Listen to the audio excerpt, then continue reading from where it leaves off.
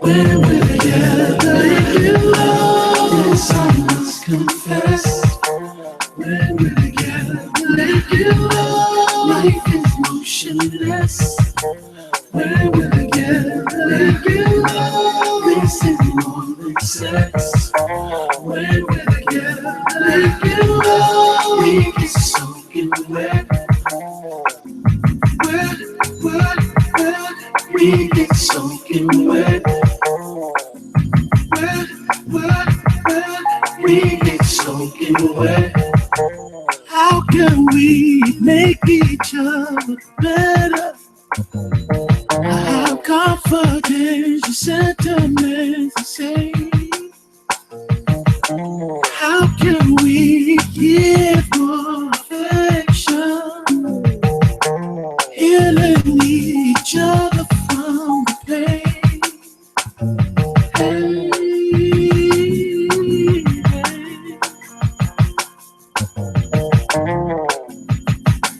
can we make each other so?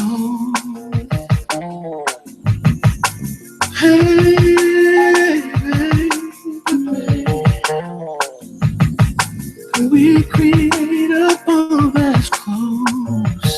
Hey, make it love, yes, I must confess. When we're together, make it love, life is motionless. When we're together, make it love, this is more than sex. When we're together, make it love, we get soaking wet. We get soaking wet. We get soaking wet. Let us make this moment last forever. Slowly we pace each other's lane. Surely we can give each other pleasure. And so gently we feel each other rain. Ooh.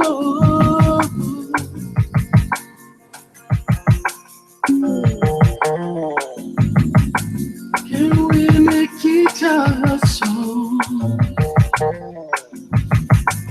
Hey, baby, we create a bond that's close. Hey, make it love, I must confess. When we're together, make it love, life is motionless. When we're together, make it love, this is more than sex. When we're together, make it love, we get soaking wet. We get soaking wet. We get soaking wet. We get soaking wet. We get soaking wet. Greetings, peace, everyone, and welcome to Community. I know we're super late.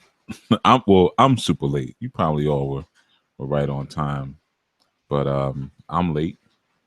You know, speaking of getting wet, I was outrunning a storm cloud to come and bring tonight's segment. So I don't know if you could probably even hear the storming in the background, but it's really, really loud. So Oya is doing her thing. Oya is doing her thing right now. So yeah, welcome all of you. You know, of course, as always, I'd like to welcome you first-time listeners. And I think I'm gonna have to close some of these windows and doors because it's so loud. The rain is coming down so loud I could barely hear myself. I could barely hear myself think. Right? But yeah, Oya is doing her thing right now.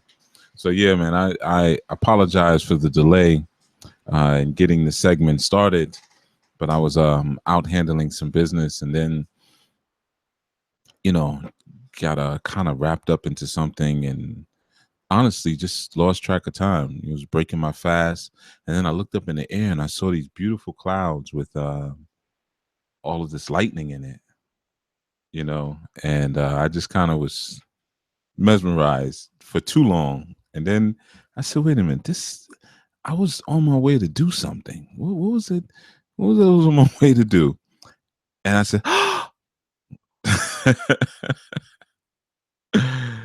the show. Uh-oh. And then raced back. So yeah, I apologize. I know that's really unprofessional to just kind of lose sight of time like that. But um, hey, man, it happens, right? So yeah, man. So I'm sure you could hear the rain just now. It was coming down hard just now. You know. Yeah, it's interesting and beautiful time right now. So, as many of you know, we're closing out our Power Month, right? And of course, tonight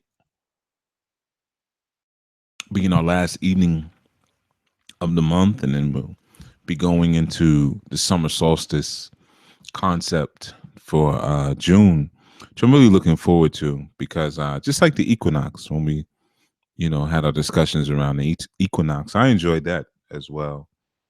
So discussing the solstice, so I know I'm going to like it just as much.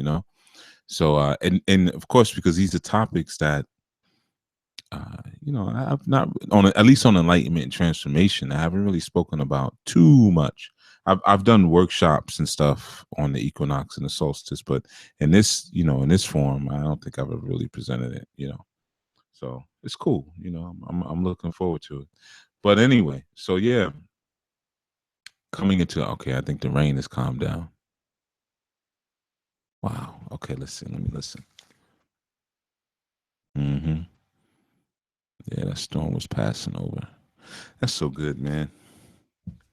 I like, we need those storms, man. They wash all the crud from the streets, and it's always so nice afterwards. That's the best time to take a walk.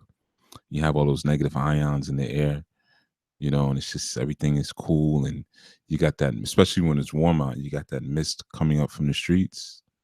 It rivals the walk of the first snow.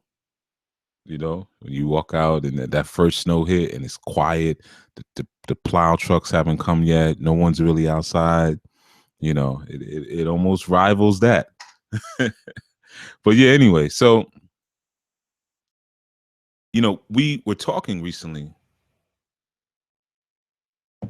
about the number 6 in one of the segments. I need some background music, man. That rain was giving me. Now that the rain's gone, I'm like, oh, it feels dry now. I need yeah, I need something popping. All right, let's see. But yeah, we were talking about I don't want to hear that. That's the same track. That's an instrumental. Okay, that'll work. It's the same one I just played, but the instrumental is the one I played. So yeah, we were talking about 6, right? And 6 and I was giving you some Bible verses and some concepts surrounding that idea of carbon and the number 6 and what coal actually is and charcoal and Saturn and things like that. So, I thought it was apt to speak about the complement of 6, considering that today is May 31st. And May 31st, if you add up the date, of course, it's the number 9. So I thought it was apt, and just in the sense that the 9 is our completing number. After 9, we start over again now with combinations, and it being the last day of the month of this month, and we're closing out our series of power. And 9 is a number.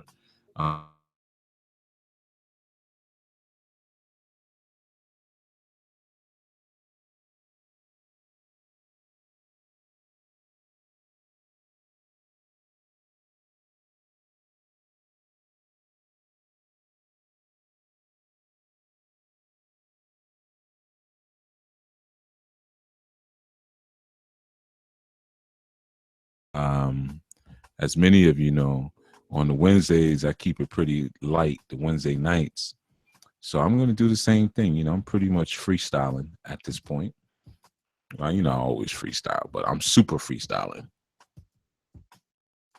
On Wednesdays, I kind of give myself even more poetic license, if you will. But so let's get into a little bit. The 9, right? 9 is it's a cool number. It looks cool, right? The way it's shaped and everything like that. It gives you that idea, that concept of that serpent vibration. When you're dealing with that 9. But 9 is something that or at least the number 9, of course, like many other numbers. You know what I mean? It's like many other numbers too, but 9, of course, is a divine number. It's something that we see a lot, and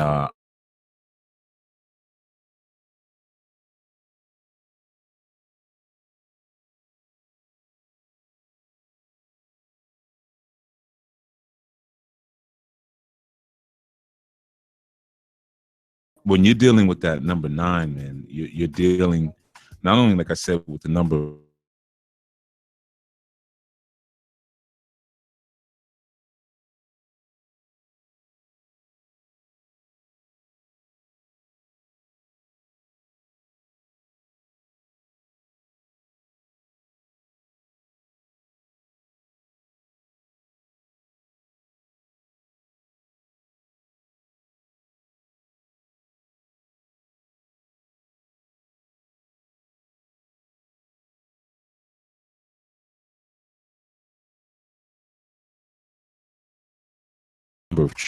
when you try to find certain things, especially on the internet, you either don't get real information.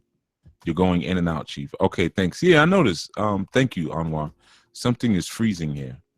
All right, so give me a second here. Let me try to fix this. I'm going in and out. Audio keeps going in and out. All right, so I don't even know where you all just left me at. I noticed the same thing. It froze on me for a second here, my YouTube. Let's see. What am I going to do? What is I going to do? Oh man. Okay, maybe I should just wait and see if it happens again. Yeah, maybe I'll do that. Real scientific, right? Just pray and see what happens. Pray and hope for the best. But I'll keep going, and then hopefully it won't play me like a sucker again. Okay, let me kill this because I got a couple things happening here. Like I said, I'm sorry. I rushed into this, and I had some work up and stuff I didn't close out. So let me get rid of that. All right. I don't need to listen to Dreezy right now. I was listening to Dreezy earlier, so I don't need my music playing.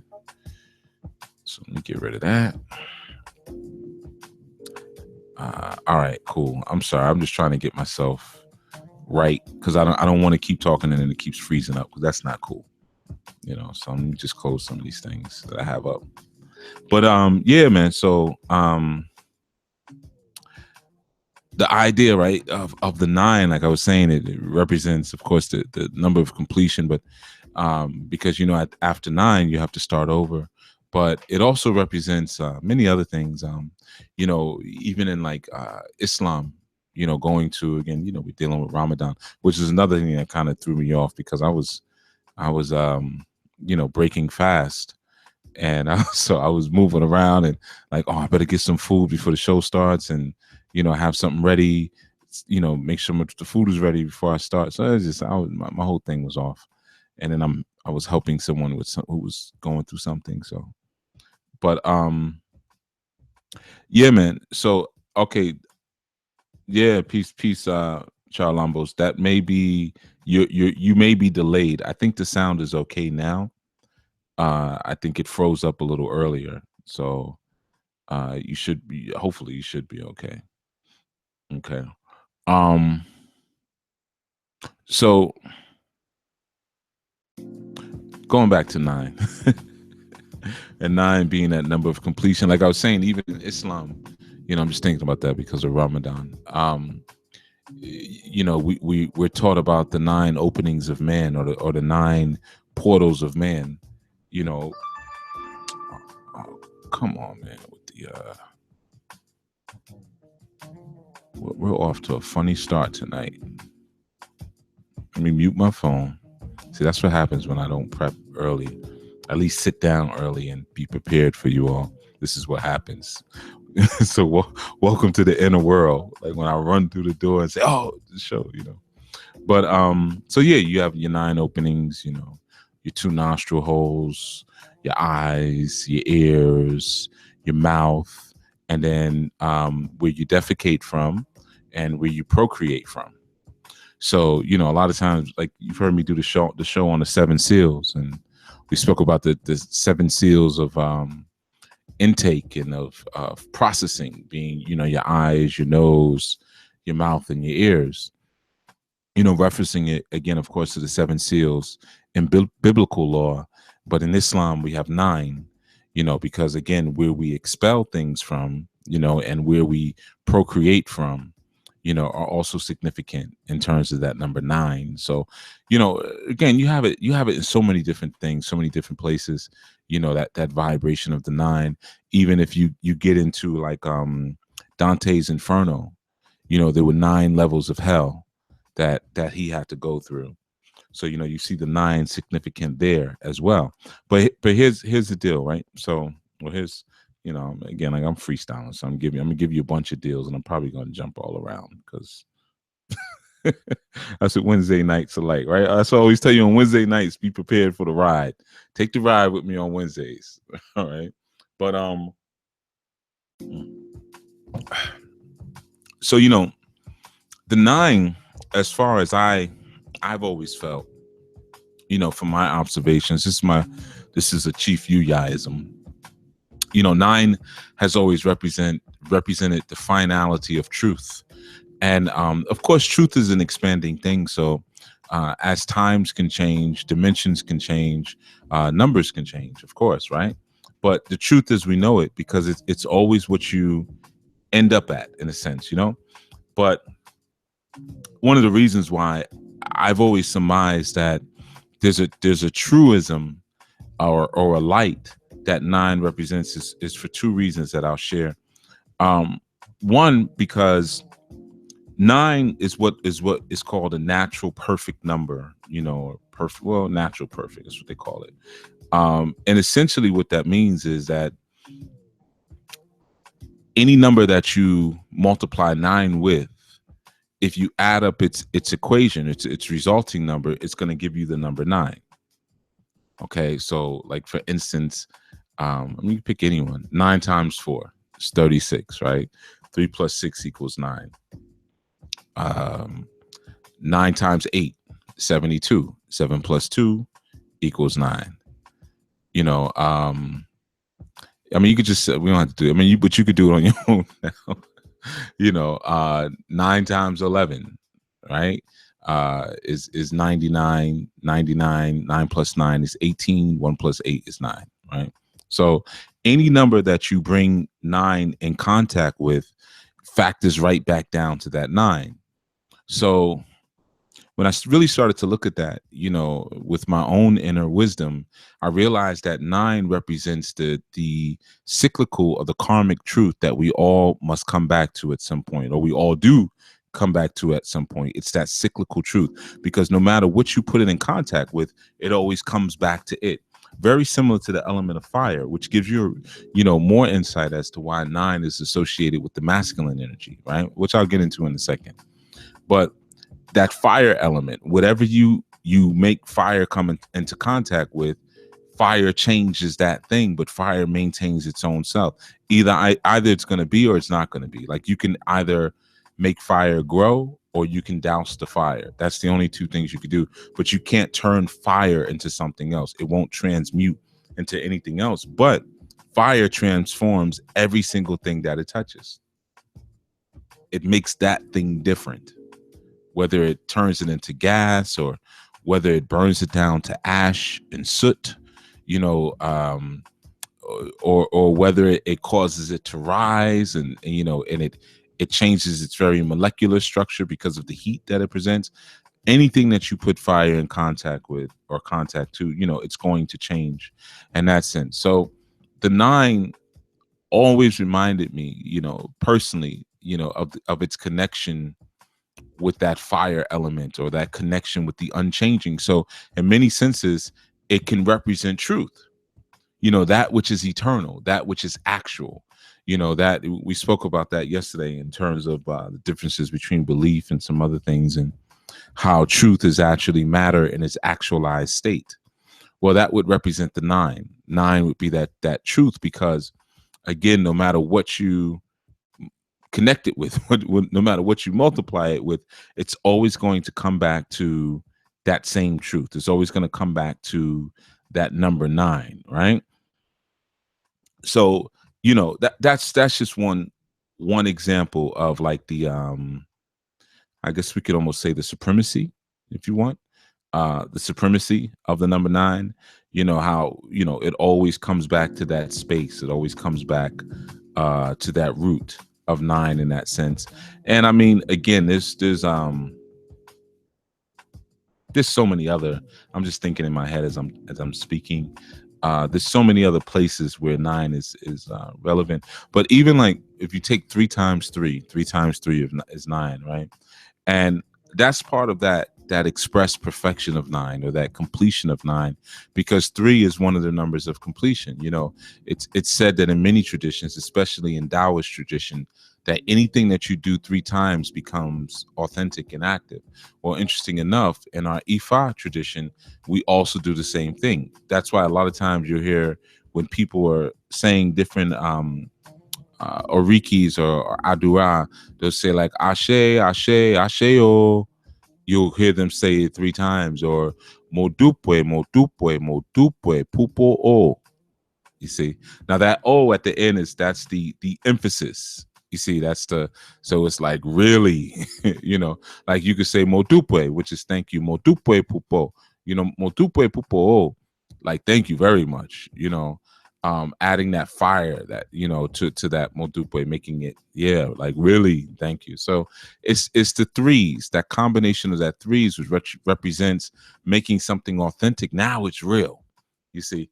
And of course, you see that triad, or that triplicity in so many different things. I've even spoken about the triplicity of things before in that sense. But when you put those 2 real things together, or those 2 manifested things together, of the 3 that we're speaking about, then you get the number 9, right? Again, 3 times 3 being the number 9. So there's a symbolic expression there of bringing things together and bringing them together towards perfection. When you're dealing with the number 9, even like when you're dealing with Freemasonry, the number 9 is the number for the ever living. The ever living. Number 9 is that which is unchanging, that which is perfect and lasts forever, is symbolized by the number 9. So it's a sacred number in that sense. It's a sacred idea. Even the idea that we gestate in terms of labor, within the womb, we gestate for 9 months. So gives you the idea that it's truth that always comes forth. It's a truth that always comes out in that sense, man. So 9 is related to that 6, of course, because you see 9 being a complement to the idea of the 6, and the 6 is really the vision. Of course 6 represents it's a feminine number, but of course it represents the familial aspect, the family, and 6 is sex at the same time, but it's the seer, it's the one that sees, and 9 is the one that is empowered in its completeness, or it's empowered in its perfection. That's why it becomes the beginning, and it becomes the end. It becomes the alpha and omega. That's why anything you multiply it with, it always comes back to its own number. So you can begin with a number. You could say 9 times I'm just coming up number 9 times 6, right? It's 54.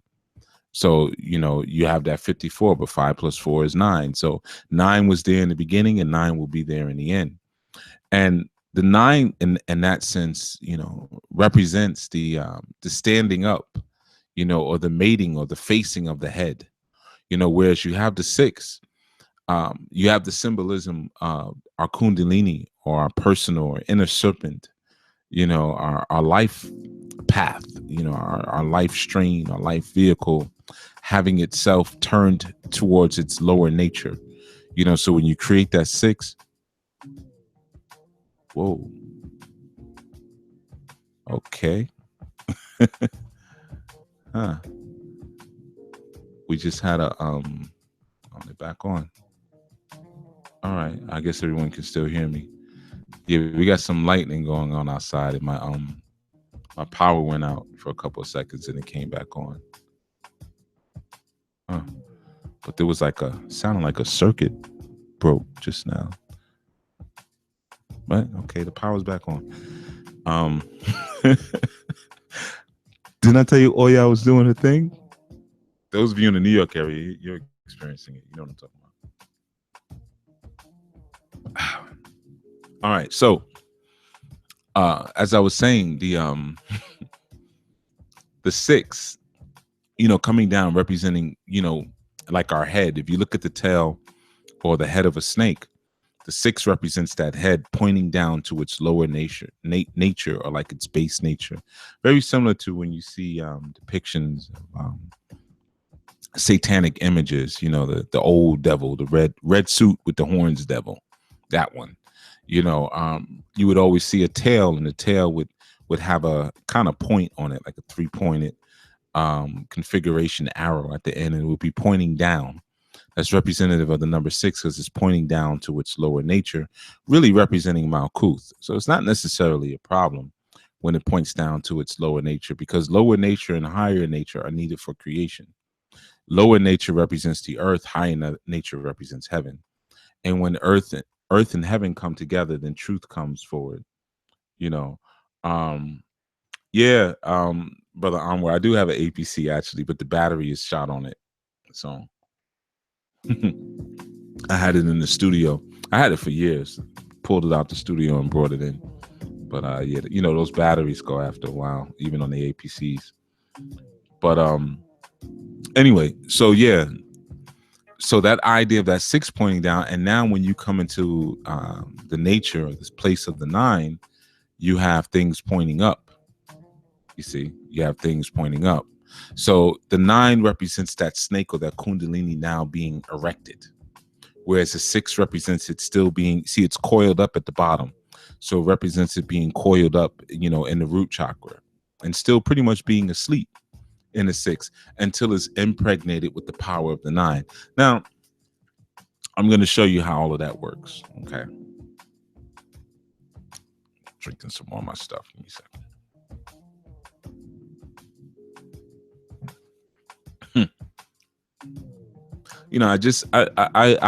I have solar set up in my home, man, but I'm doing some rewiring on my solar system, and so I got back on the grid for a little bit, and I'm nervous every time there's a heat wave or a storm, because the grid is so doggone fragile.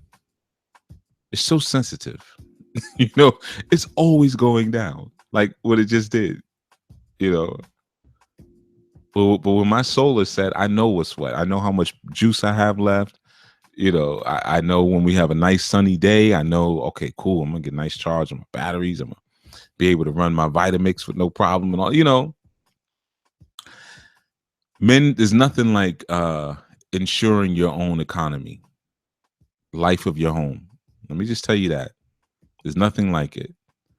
At one point in my life, not very long ago, I lit my home with my own solar power and drank water that out of a well that I dug, and had a solar pump that I attached to it to pump water into my home.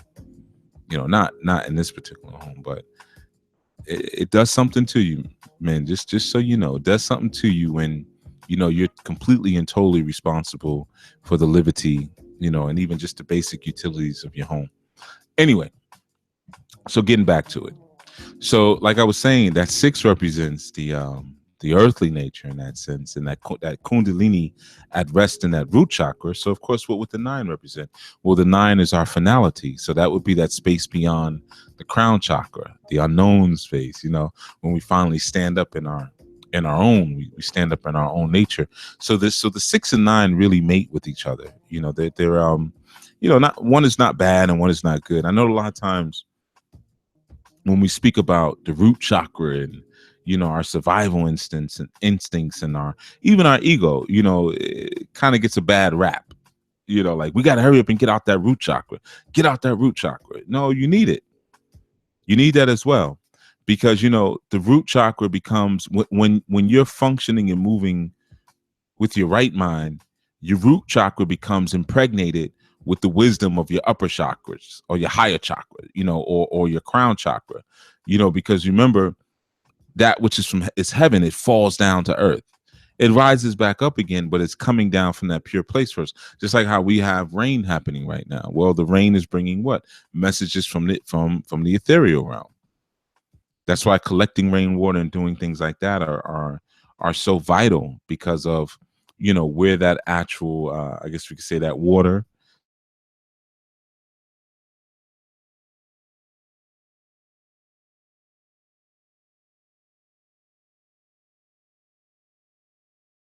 comes from. Now let's see. Did my sound? I think my sound went out for a second. Um,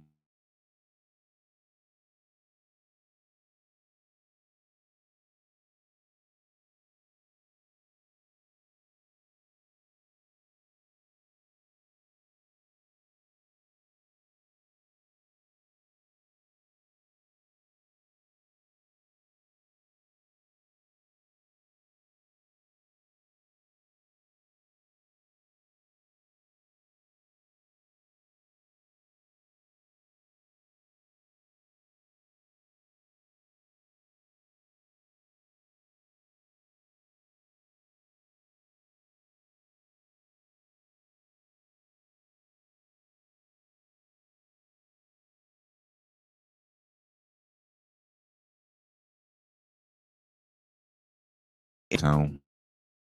Yep, I think I froze up there for a moment. I'm pretty. Yeah, sound is out. Yeah, I saw it freeze up. Something funky is happening here. Um, all right, we're gonna deal with it because it seems to be periodic. You know, this is an interesting night. You know, there's a lot of real cool stuff, real interesting stuff happening. But you know, it's an interesting night. You know, but yeah, you know, again, like I said, the nine representing that completion, man, and like I brought up earlier, you know, to get a good I think a good depiction of it, man, definitely read, you know, Dante's Inferno to get a good understanding of the process of going through those nine realms and coming to your place of enlightenment or your, you know, or your place of completion. You know, when you see how Dante goes through you know, they called them circles, and you know, in the like a circle of hell, but he went through the circle of anger and greed and lust and gluttony and what was the other one, heresy and fraud and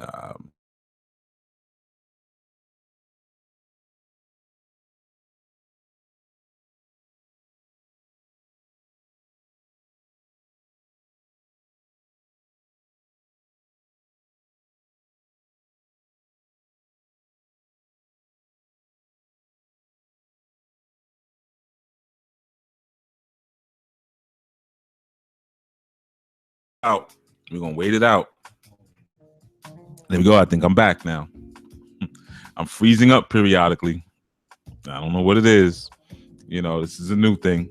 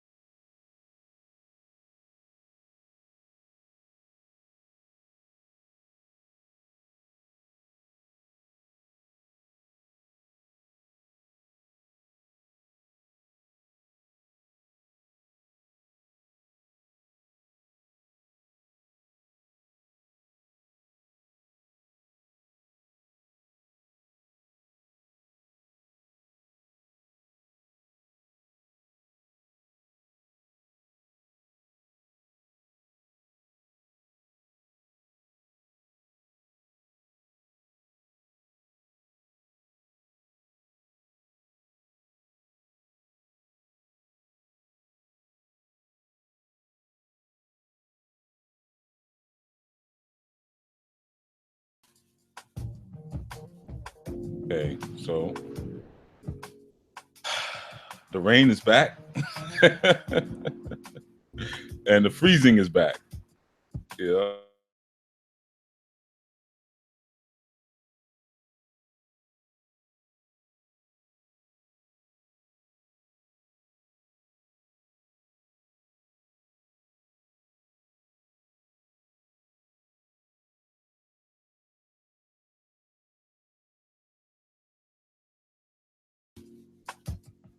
Yeah, so it's I don't know what it is, folks. The rain is back and the freezing is back.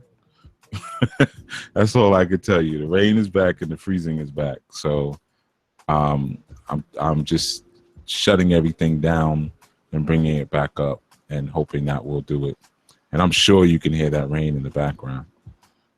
You know, the rain is coming down hard and heavy. So uh, I'm sure that has something to do with our dropouts here. But we're gonna make it happen. We're gonna, you know, talking about 9, and that's Oya's number, and she's making herself very present in the space right now. You know, matter of fact, let me give something up to Big Mama Oya because we obviously have to because she's not letting it go on without giving up something up to her. You hear her out there, right? Let's see if y'all can hear her.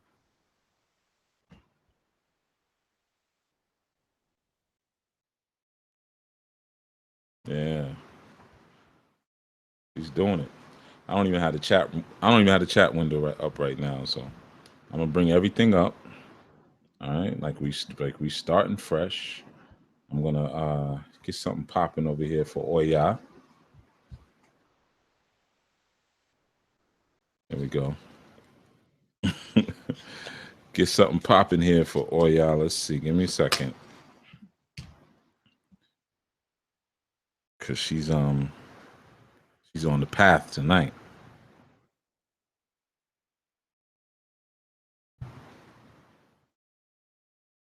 Which makes sense, cause you know I have an Egun that was extremely close to me, extremely close. That transitioned in my arms last year, June 1st. So, you know, tomorrow, I'm going to do something for that Egun, of course. And so it's very appropriate that Oya would come through now. So I'm only looking at all of that as good signs. Good signs, based on the very heavy work that I have to do tomorrow for my Egun. I'm looking at it as a good sign. So just give that to Oya and see if it's okay. If it's okay if we push forward a little bit. You know what? And we'll diverge a little bit. And speak about Oya's sacred Odu that she speaks out of so much, which is Osha Meji.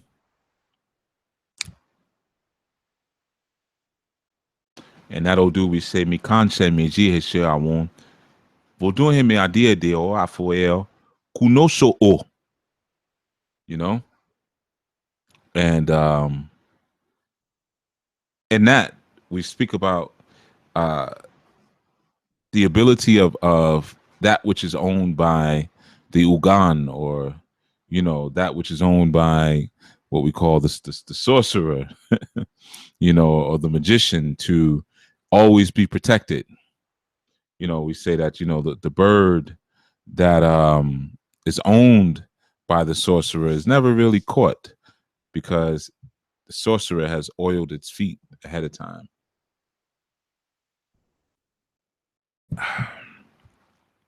So that's one of the invocations that we say over that Odu of Osameji.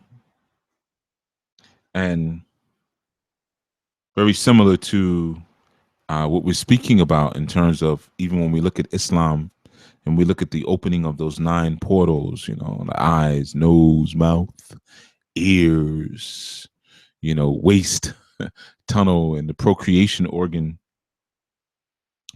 Oshameji also deals with the opening of the eyes, you know, the opening of the nostrils, even the opening of the legs, you know, the female sex organs.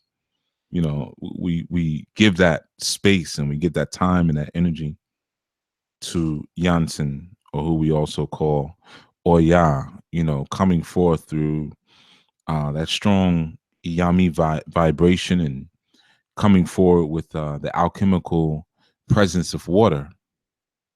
You know, when we're dealing with our Oya vibration, coming strong with that alchemical presence of Oya. You know, back home on a continent, let me give some other stuff to Oya here. She's letting me know, or really my Egun is letting me know through Oya that it's gonna be all right. Because that's what they would always say to me. I wouldn't say anything, but they had the ability to always know when I was kind of you know, stressing. And they say it's gonna be all right. It's gonna be all right. Gotta hang in there. Nobody said it was gonna be easy. Favorite phrase. So I know my Egun is speaking through Oya on this night to share that information. So yeah, man, you know, the idea and the sacredness of the female sex organ is Oya, I'm burning myself. Give Oya some taba. Taba is Yoruba for tobacco. There we go.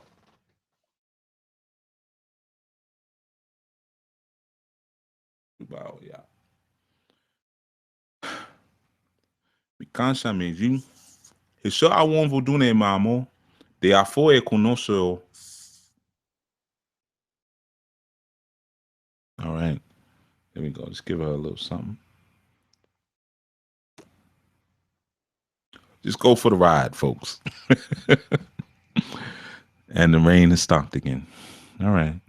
But yeah, man, you know, it's the body parts, all of the body parts that you see in doubles.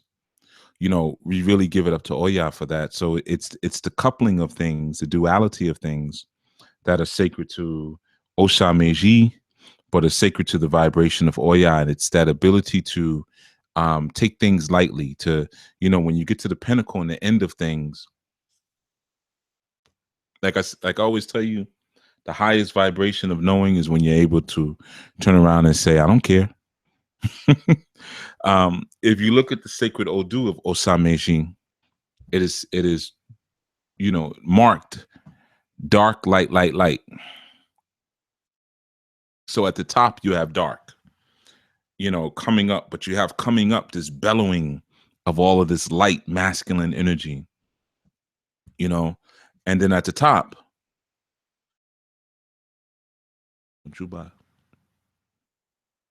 but at the top you have dark. So you have this feminine energy at the top being pushed, but what's being pushed through it is all of this masculine energy. So what happens is, you know, it's like the signification of, you know, take things lighter as you get to the top. Whereas it's Odu complement is Ogunda Meji. And with Ogunda Meji, you know, it's light, light, light, dark. So you have dark at the bottom giving birth to light. And the light becomes very serious and becomes very stern, and it allows, you know, for an anchoring, even it anchors itself into the dark. This is how we know the sacred complement to Ogun is Onile, the earth. Ogun's sword, Ogun's pot, his iron anchors itself into the darkness of the earth. You see, where Oya is different. She anchors herself onto Ogun, but at the top and the pinnacle of her evolution, she becomes very carefree in a sense, you know, very carefree, allows things to blow from head to head, But what she does is she makes sure that whatever's in control is Iyami driven. So when Oya comes, she says, hold on, wait a minute. We're going to head this thing up with the dragon. With the dragon. We're going to head this. You know, we have dragons in Yoruba culture. A lot of people don't know about that. We have dragons. I'm going to let y'all have some of it tonight because Oya is knocking my power out, freezing up my computer. Burnt myself with a match just now. So, hey, we'll let you have it. It's good, though. I need that because tomorrow is going to be a heavy day, you know, working with the Segun. You know, it's always different when it's close to you and it's personal, you know, as opposed to when you're working with clients and students and things like that. So it's a good entrance. But yeah, the sacredness of the female organs in that sense, you know, held by that power of Oya. Again, being that power of 9, you know, we're going right back to that. Again, you know, the power of 9. But any body part that you have in pairs, that's Oya's domain. You know, your feet, your nostrils, your ears, ovaries, testicles, Oya. Okay, so it's that duality there that we're dealing with in that sense, you know. And of course, female headship. That's why you have the references in a Yoruba culture to the dragon culture. Dragons represent that feminine headship. You know, I always tell you that there is a space for matriarchy. Matriarchy and patriarchy can't exist in the same space. Believe it or not. Even though we know that, you know, our Nigerian systems are primarily patriarchal, and we can tell that just by looking at the spiritual aspects and motifs of them. You know, you're dealing with a lot of fire. You're dealing with a lot of movement. You know, when you're doing work, heating things up, heating Ashe up. Whereas like in our Ghanaian culture, which you could tell is more matriarchal, water plays a more important part. Libations play a more important part than the burning and the heating, you know? So, but they can still work hand in hand, you know? Yeah. Okay. So I hooked up with a couple of things, and I know she wants some of this liquor, but I'm gonna have to walk over there to go get it, and have to maybe play a little 1-minute song or something while I do that. So I'm gonna give you a little bit more instruction before I go get the liquor, unless she decides to run a buffalo through the door. Then I'll know, hey man, go get the liquor. So, like we were talking about the value of that 9 energy and all of the different places that it rears its head, you know, in a sense, and you know how it really manifests itself in terms of its complementing of the 6. And I was sharing that, you know, in many senses, and I don't say in many senses, in my sense, because I'm speaking from my own pool. I've always saw the 9 as a truth bringer because of the fact that, again, anything you put 9 with will factor back down to 9 again.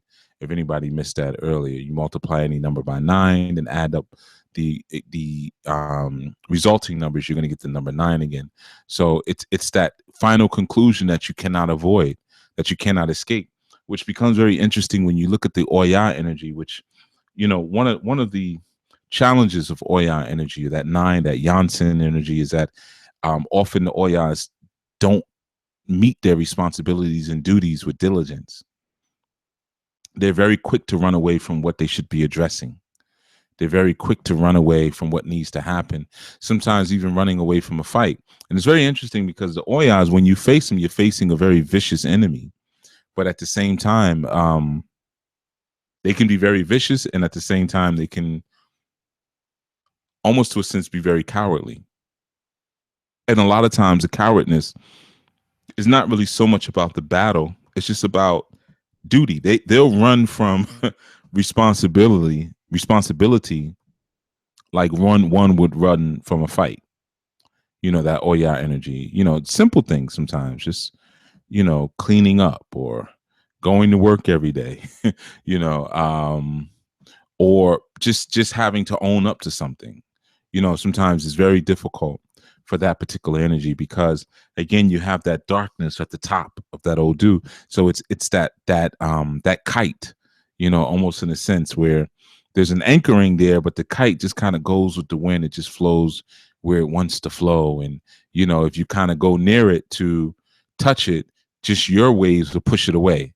So when it feels that something stern is coming towards it, it just blows away, blows that way, blows that way, blows that way, So it becomes very elusive to catch. That's why a lot of times when you look at some of the, I guess we'll say the instruction on Oya, they'll tell you, oh, Oyas, they have many lovers. And yeah, there's a truth to that. Oyas, they like their, you know, they like their time, with the people who they enjoy. But it's the idea that they can easily leave a situation. That they're not usually as attached as a lot of other energies find themselves being. And that's a lot of times is to their detriment. Sometimes you hear them uh, brag about that. I've had Oyas talk to me, say, I'm like a man. I can just be with someone and, Oya women I'm speaking of, be with someone and we could just do our thing and that's it. I can walk away like it's nothing. But that never happens with them. They just say it, but that never happens. So sometimes they end up confusing themselves in that sense, um, with that idea that I can just get up and walk away and kind of do what I want because I'm like a man. Because again, remember, Oya stills the fire charm from Shango, because he breathes fire. Then she's fire, and she says, "I want to breathe fire too. I want to do that." So she's always striving for that man position, that masculine position. She's always looking to place herself there, and a lot of times, unfortunately, it's to her own detriment. A lot of times. So that's a struggle that they often have, in that sense. That's a struggle that those Oya energies often have, is really finding and operating and seeing the beauty and the fulfillment and really staying in their lane in a sense, So yeah, 9. Yeah, I had to give you some Oya because she's about to shut this show down. Everything's freezing up. The power went out. I was in here in the dark for a couple of seconds. So yeah, she's about to shut us down if she didn't get that proper tribute. So as Oyas are, they ain't like that. They got to get their attention. They ain't get their attention, man. They're shutting the whole party down. However, they don't care. They'll trash it. They'll trash their own home. So yeah, man. Because I'm sitting. Matter of fact, I'm sitting right next to my Oya pot. She knocking the lights out in here. Mess around. I'll end up, knocking the pot over or something. Oh, I hear that rain coming back. All right, I think I got to give her that liquor that I was holding out on. I'm gonna have to give her some of the good stuff. I got some good stuff there, actually, which is interesting. I got some good stuff that actual Egun that transitioned. I got from them when I was cleaning out their place. I think I'll use some of that. I've been saving it, but the way things work out. So yeah, man, the 9 vibration. Let's go back to that for a second. Oh yeah, all right. I'm gonna give you some more before we head out, but let me give it up to the people, to all the people there. So the idea here, man, with the 9 is, again, like I said, the idea of that perfecting vibration, but it's also the idea of the culmination of all your truths that you've discovered, the culmination of all your awareness, being ready, being almost full and engorged in a sense with the culmination of your own personal journey or your personal awareness, because very similar to Dante's Inferno, where he's going through those 9 levels of, or 9 circles, as they really call it in the work, those 9 circles of hell. He's facing all of his own personal hells. So it's not like monsters are coming out and it's like, where's this coming from? It's his own life that he's being faced to deal with and confront, especially many of the things that he was possibly in denial about. He's being faced to confront them, and then you find him even facing a lie, in the work as well, which, those of you read it. I don't want to spoil it for you, but so yeah, with that, you're facing your, I guess you could say, like, your own demons. We like to use that term a lot, right? You're facing your own demons in a sense. But one of the reasons, and again, like I said, I'm vibing off of my own inner wisdom with a lot of this, but research it. You'll see what I'm saying is still going to add up to what you research. It's going to still add up to the truth. Because these are things that I've found in my own research and observation and experience. Like I said, that multiplication of the 9, and me saying, okay, that means the 9 represents that truth, that enduring truth, which is the reason why they, in Freemasonry, they say, okay, 9 is the number of the unending. 9 is the number of the immortal, the unchanging. It's because you multiply with any number, you get back to 9 again, right?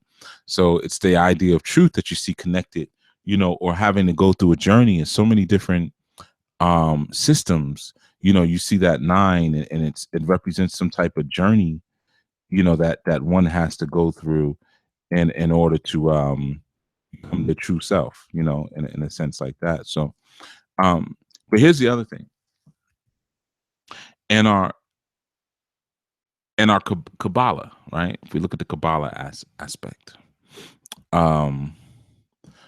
there's something very interesting there about the 9. Now, you notice, as far as like dealing with the apparent tree, right? You have those 10 Sephiroth. When you're dealing with what I'm saying, when I say apparent, the tree, that the half of the tree, or the facing of the tree that's seen. Of course, is an unseen. There's actually more than one unseen Sephiroth. I get into that one day, but even on the front of the tree, there's more than one unseen. There's the king and the queen. They never really count that one, but you have Kether, Bina, Chokma, Hesed, Gevurah, Hod, Netzach, Tifereth, Yesod, and Malkuth, right, coming down to the bottom. Well, if you look at the shape of the tree, right, if you look at, we'll go up to the top. You look at Kether, Bina, Chokma, Hokma. I don't do all those. You got to do those to say them right. But you look at Hokma, Da'at, Gevurah. It's very similar to like Tigrinya or Aramaic. Those languages where you have to have those guttural, those throat sounds that you utilize. But so again, like I said, the front, Kether, Bina, Chokma, Hesed, Gevurah, Hod, Nezak, Tifereth. If you notice, if you look at the formation of those particular leaves, if you can look at a tree of life, you'll see that they all point down and end up inside of your sword. You see, they all kind of, it almost looks like your sword is like the bottleneck in a sense, and they all flow into your sword. Now, this was like when I first started studying Kabbalah many years ago.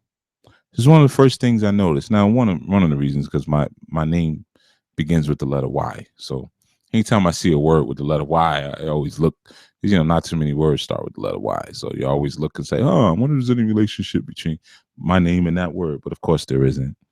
But it drew my eye to it. And I said, that's interesting. They all seem to drip down from Ein or Ein Sof, or from that heavenly realm down into your sword, right? Well, where it gets extra interesting is that your sword is represented by the number 9. Your sword is represented by the number 9. I mean, your sword is the 9th Sephiroth, of course, at least the apparent Sephiroth. And then Malkuth would be the 10. Malkuth represents, earth, whereas your sword is the foundation of things, you see. But if you look at the journey of it, like, let's say if you were to start at Kether, for instance, and you were to look at your journey through life through that tree, right? You would see that you would go to all of these different places, and the culmination of all the light of Pesod, the light of Tiferet, the light of Netzah, the light of Gevurah, Bina, Chokma, Keter, Hod, all of the light that you take up in the tools and the armament and the forces that you gather from all of those different leaves on that particular tree, you would take with you when you end up, and you'd have with you and on you when you end up at the bottleneck or the point of your sword, right? And your sword is a masculine leaf, because the leaves are actually masculine and feminine. Your sword is masculine. And Malkut, which is right underneath it, is feminine. So it gives you this idea. Well, maybe it gives you this idea. Maybe it gave me this idea. I don't know. It might give you it too. I don't know. But like I said, go for the ride. We're flowing. It kind of presents the idea that you take the culmination of all these different things and they end up in that 9, and then you impregnate the earth with that understanding that you got from the entire journey. You see, so that Malkuth, or that 10, represents you starting over with a new understanding, or with all of your new truths. You start life over, kind of like if you just count to the number 10, starting from 0, go all the way up to 9, 0 to 9, right? So you go from 0 to 9, and you've accumulated all this truth and all of this awareness. And then when you get to 10, of course, you're starting over. But you're now starting over with all the light and the armament and the weaponry that you've gathered from your journey from 0 to 9. You see? So that's represented in that 10. So you see that same motif play out in a tree of life, where it's the culmination of all things. It's the 9 representing that culmination of all experiences of all life. Now, a lot of times we speak about, well, not a lot of times, but of course, Dr. York used to speak about it, the 9 ether. Oh, that's nice. That's real nice. I got cigar ash I just drunk in my water. Okay. All right. We'll do that. All right. I saw it at the last minute. It was already in my mouth. So you see him speak about the 9 ether, and of course, in the book that we have in our new Natural Hair for Young Women, we go into deeper explanations of that 9 ether, and of course, its complement being that 6. So having that hair that curls on the outside, meaning it's more, it evolves, more evolved, versus the hair that's straight on the outside and curls on the inside. Curls inside of the follicle root. So the difference being that, and of course, there's a lot of theories behind that, but again, sometimes people are looking for either or and not really looking for how things play out in terms of complements, and really understanding that more than one energy is necessary on the planet to make the planet actually do what it does and do what it's supposed to do, in that sense. Yeah, so the idea here, again, when we're looking at the 9 and we're looking at the aspects of completion, and we're looking at even 9 ether, because eventually all things go back to ether. Ether represents the beginning of things and the end of things, you see. So the 9 ether brings us back to our originating point, because all elements, as I explained in my book, Shrine and Altar, all elements are a product of ether. Ether is the prime and beginning, and commencing element, and we look at it in that sense. And then air comes, and all the other elements. But so they all extend first out of that ether. And when we transition, and when we gather all the truths from this life that we're supposed to have, we go back into that ether or to that akasha. Sometimes we like to call ether akasha. We go back into that akashic realm. You see, so as the nine represents the alchemical ending of things, and you know, and where things finally go. Ether represents. Of course, it's often called the fifth element, but I would say ether is more the first element, because even if you look at it again in word value, ether, ether. Sometimes you see ether spelled aether or aither, but you have that eth in ether. Eth, again being the divine article, like the eth being also black, like Ethiopia. Ethiopia. What does Ethiopia mean? Black faces, burnt faces, very similar to Kemet, right? And Ethiopia, very similar to your word utopia. So again, the perfect place, but it's that blackness, that burntness, if you if you will. It's very interesting. I had a awesome talk with the Ethiopian elder a couple days ago. We were building on some things, good brother. And he mentioned that for some, we were just vibing, and I said, yeah, man. He said something. He said, when you coming back to Ethiopia? And I said, yeah, the land of, and he just finished. He said, yeah, the land of the burnt face. Yeah, I said, yeah, land of the burnt face. That's what they were called. So again, giving you that ether there as well. When you go to some of those old lands like Ethiopia, Somalia, or which was known as Punt, where you get that good frankincense. But that idea of ether, again, representing that nothingness, or that black void. In our Hindi culture, like I said, you have the aspect of akasha, and akasha, even in Sanskrit, just it's space. It just means space. So it's like that nothingness of space. That void, in that sense. But the nine ether represents the returning to the end. The returning of to your most supreme state, where you can produce anything after that. So just like the number nine representing the culmination of 0 to 9, right? And our numbers, our numerology.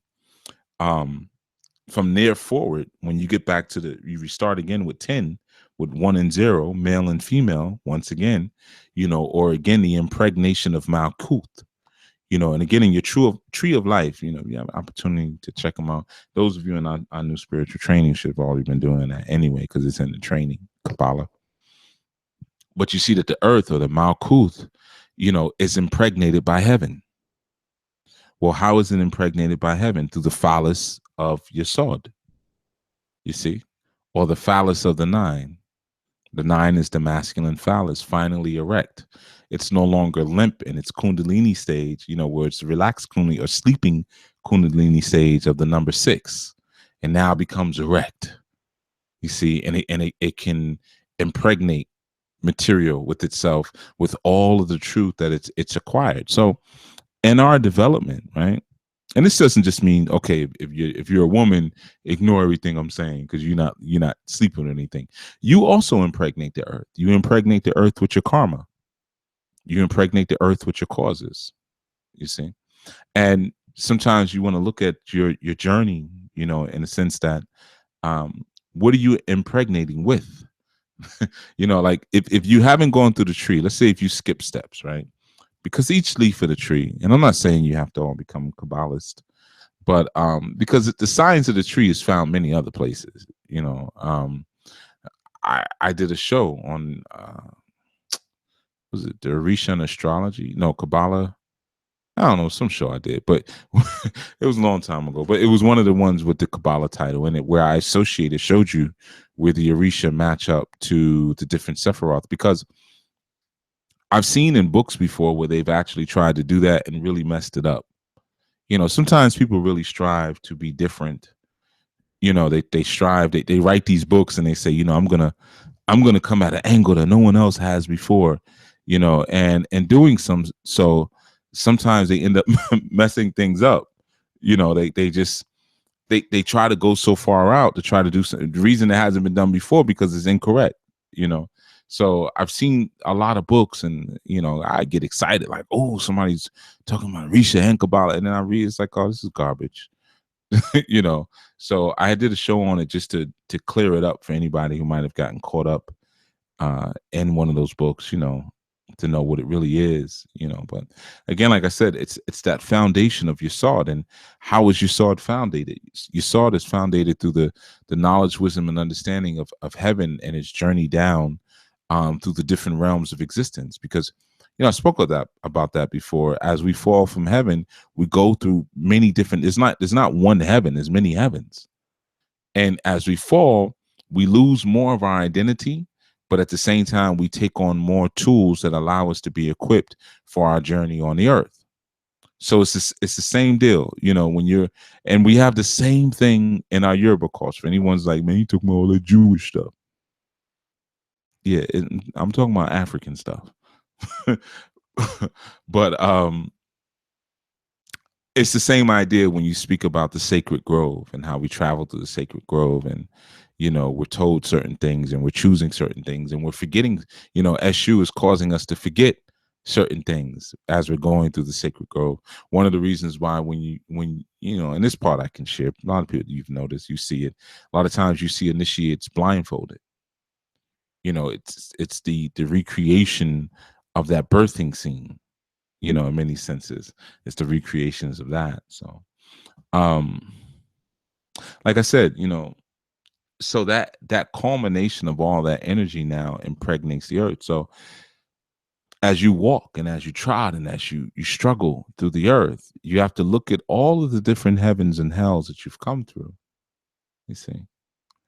And if your package is complete, it's like, having sperm that's tainted or that's deteriorated, and it's not complete.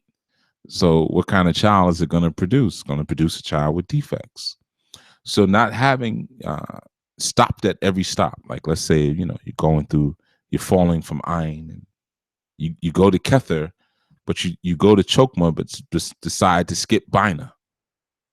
Then you go to Gevera, you decide to skip, or you go to Gevera and Hesed, but you decide to skip Tefereth. Then you go to Netzah. Don't go to Hod, and then you go down the Yod. I'm sorry, Yesod. So now you're traveling with incomplete information, and then you impregnate Malkuth, with that incomplete light, or with that light that is absent of the vital forces of all of those different leaves that came before it. You see, so essentially, Yesod, where it should have been the foundation, is not the foundation. It's imbalanced now. So you're impregnating your earthly existence or your earthly life. You're impregnating it. You're making imbalance alive in it. You see. I know it probably seems like a lot, because whenever I speak about Cabala, people kind of feel like, oh man, it's, he talking about leaves and leaves and trees. What does that got to do with me? A lot. Never localize yourself to one thing. Your people exist all over. Always remember that. You're gonna, like I said, you dig into anything deep enough, you're gonna see Florida and James Evans. Whether it be Taoism, Buddhism, Confucianism, Zoroastrianism, Kabbalah. What dig deep enough, you're gonna find Florida and James Evans. Okay. You're gonna find Diane Carroll and James Earl Jones. Even you even find those that color too. You're gonna find different shades. You go to Mexico, you look at that Aztec stuff. Dig deep enough, you're gonna find afros. You're gonna find afros and big lips and big booties. It's there. I'm telling you. even prior to the presence of the Olmecs. That was a later thing. You know, even prior to the Olmecs, you're gonna see afros and big feet and wide backs, you know, and dark skin, or as they said back then, when some of the earlier observers or colonialists, they called them swarthy. Swarthy just means dark. Swarthy, you know. So the things that I'm speaking about, you know, don't look at them like they're foreign and they're extra credit. I don't need this. This is just extra credit. You know, it's relevant to your journey. You know, that completion of that 9, that idea, man, that's it's germane to where we're all going. You know, let me look at some of this stuff in the chat. All right, see if there's any questions in the chat, because I know we kind of cut up, because Oya was cutting up.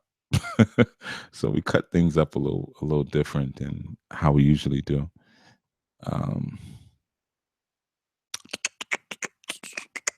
So let me see if anybody has any get down for the get down to the get down. All right, let me play. So you know what? I want to give Oya some of this liquor. So give me about 2 minutes. I'll be right back. All right. I just want to pour some more libations, and then I'm gonna check the chat for any questions. If you have any questions or whatever, just dump them in there, and then yeah, and then I'll be right back with you. All right.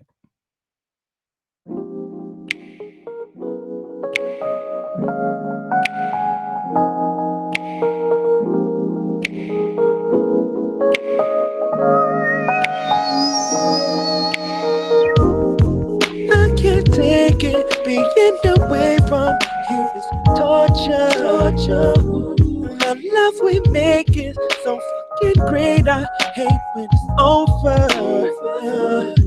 The pain is just withdrawn from your call. When your back's to the wall, you can't hide from the ride. So tell me what you feel inside. You want it deeper and deeper. Oh, no way to deplete her. No, she's a sexual tiger, and I'm always finishing behind her. From the bedroom to the bathroom to the kitchen.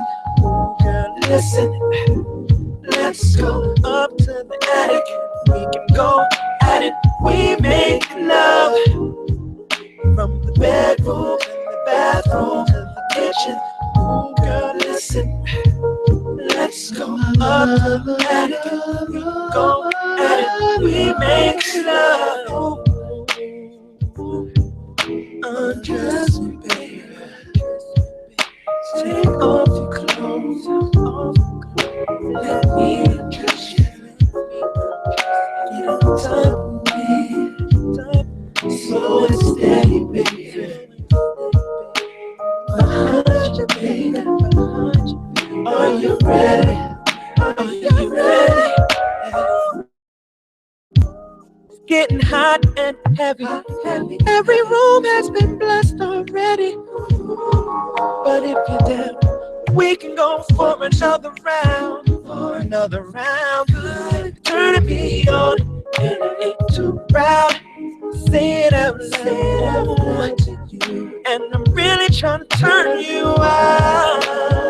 Turn you out, baby.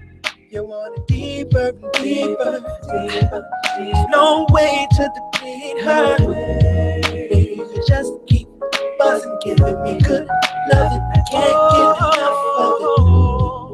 From the bedroom to the bathroom to the kitchen. Girl, listen to what I'm saying. Let's go up, let's go, let's make love. From the bedroom to the bathroom to the kitchen. Girl, listen to me. Let's go up, let's go, let's make love. Undress me, baby. Undress me, baby. Take off your clothes. Take off all the clothes. Let me undress you. Let me undress you. Get on top of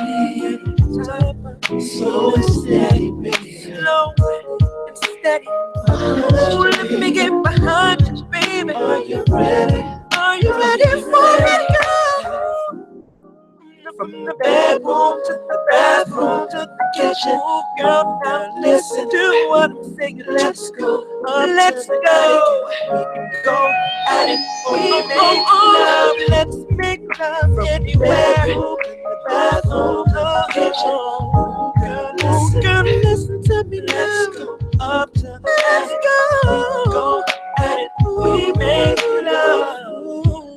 From the bedroom, bathroom, kitchen. Girl, listen, let's go up to the attic. Go at it, we make love. From the bedroom to the bathroom to the kitchen. Now listen to me, listen now. Let's go up to the attic. We go at it, we make love. Let's make love. Let's make love. Let's make love. Let's make love. Let's make love. Let's make love. Let's make love. Let's make love.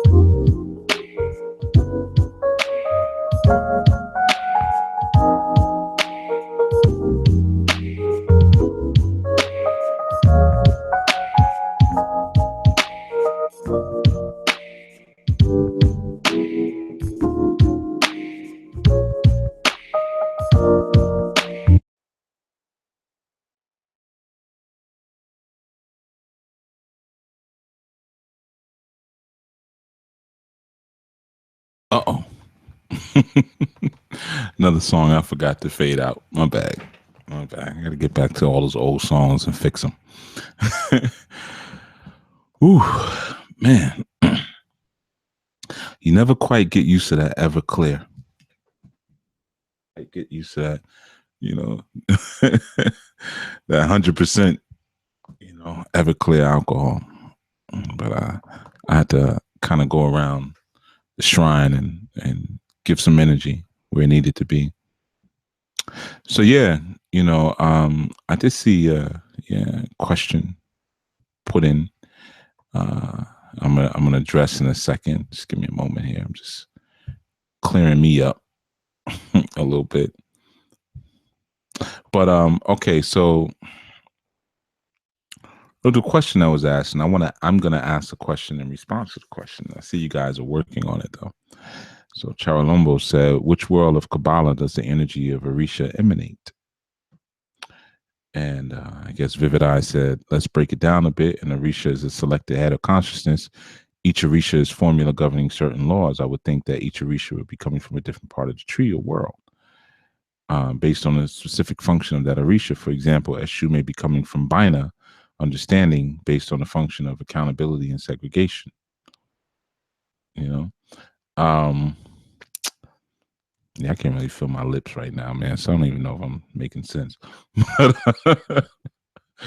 Yeah. I had a lot of fetishes to feed. But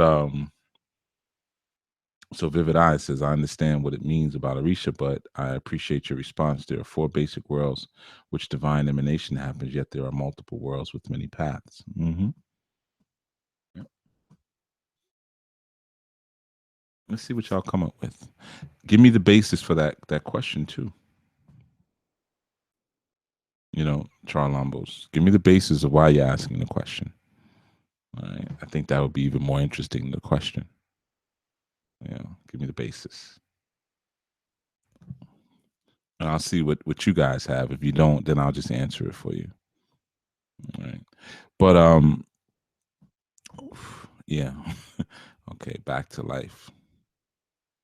Guinea pepper and Everclear, boys. This is a combination. Stuff for the faint of heart. It's not for the faint of heart.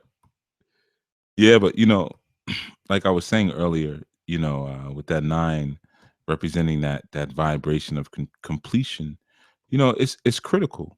It really is when you start to look at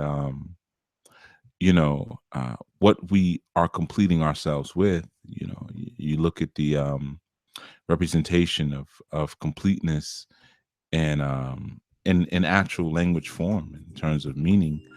And to be complete just simply, to be perfect just simply means to be complete.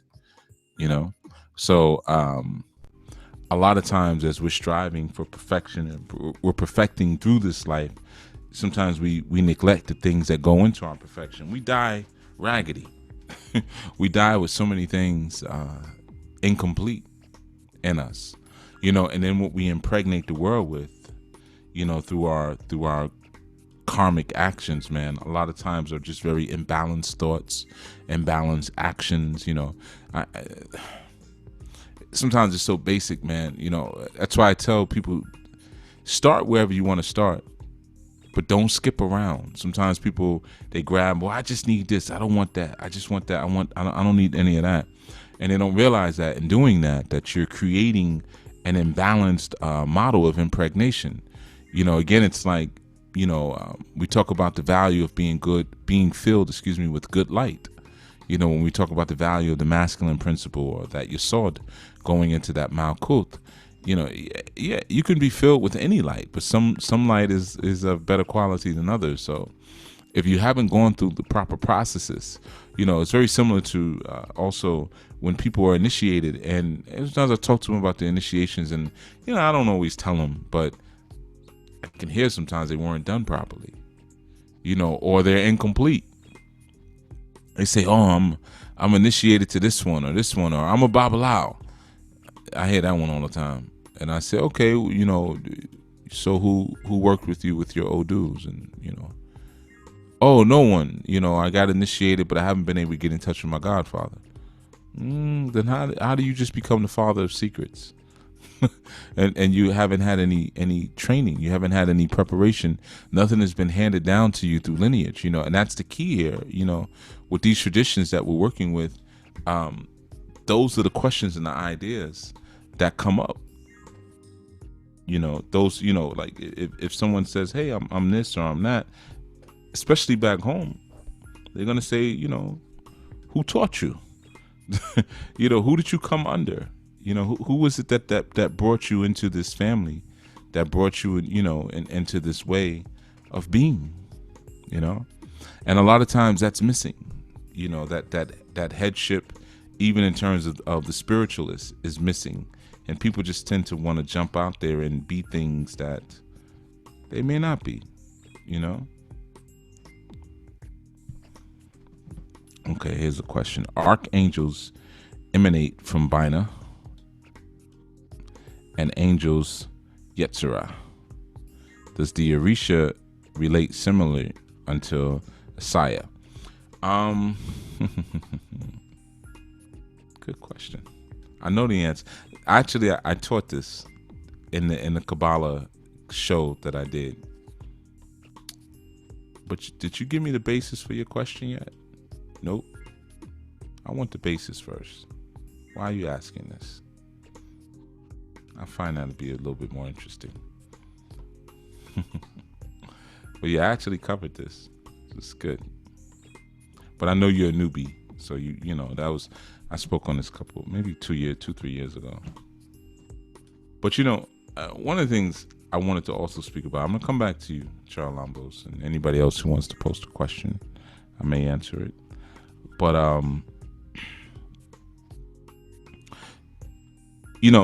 there's something else that I wanted to speak about in terms of that 9 and the value of it, and sometimes how we perceive the movements of even Oya, or the movements of those Oya-like energies, and because like I was saying, I think it was yesterday, Oya is a very complicated energy in a sense. There's so many different facets to certain energies, and that's why even on the Cabala tree of life, Oya is pretty high up. Yeah, Oya is pretty high up.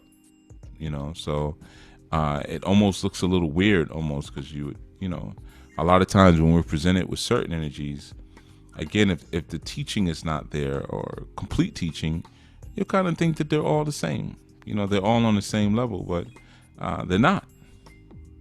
They operate at different levels of heaven. They operate at different levels of hell. So it's important to understand where they fall at in that sense. But yeah, so Charles Lumbos, he might have a delay, because I know sometimes your Your stuff is delayed. Yeah, I'm trying to get him to share his motivation on where that came from, or the question came from, before I answer it. So you have in our I Ching, you have your ninth hexagram, of what is it? It's Zun Quan, right? And that ninth hexagram is very interesting because I always like to look at whether it be Odu or hexagrams or far readings. I'm always very interested in where they go right after the primary. So like when you're dealing with the I Ching, you have the 8 primary trigrams, and then you have after that the combinations of the 8 giving you 64 hexagrams in total. But I'm always more interested in the primaries because everything is built around and on the primaries. So, and the one that comes right after the primary, like in Ifa, we have the 17th Odu. It's very interesting Odu, and we have the 9th. Like I said, and the 9th represents the ebb and flow that water or air presents in water. It's a very soft and it's a very soft movement. So it's kind of like, because I've shared with you before that Oya is the air that exists within water, representing the waves. Because Oya is a water deity. A lot of people think Oya is a wind deity, but it's just lack of understanding. She's a river deity. She's the Niger River. But she represents the movements. The kind of learning how to ride things out in a way, and learning how to mark small changes, representing your steps in life. That 9th hexagram.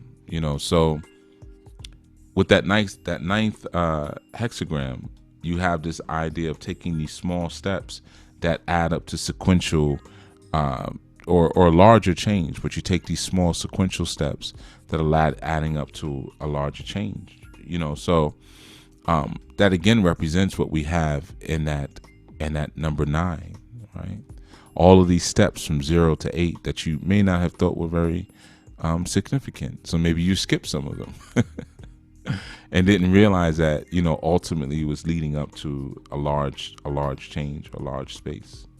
So let's see, is this another question, Chief? Do the Orishas operate in different positions in the cubes, or are they specific to the Sephiras? What's the basis of the question? I still didn't get the basis from Brother Charles Lambos. I'm gonna tell you, I'm always very interested when people are asking me a bunch of Orisha questions. Like I want to know if you're trying to understand the information by marginalizing it to Orisha understanding, or if you're just trying to understand the information. Because sometimes if I know you're doing the former, I'm not going to answer the question. I always tell you, don't always try to equate one thing to other things. You heard me just talk about I Ching, and I didn't relate it to, I just said the ebb and flow is like, oh yeah, so okay, I'm guilty of that. But as students, I can do that because I can also segment it. But as students, like you just said here, I see, forgive me, I'm not that well versed in the Cabala. Well, you probably know what I'm gonna say next. Get versed in the Cabala. Don't always look to try to make one thing another, because you'll that's the religion aspect. You're religiousizing at that point. You don't want to do that. You want to learn to approach each tradition with a new mind and with an open mind in that sense.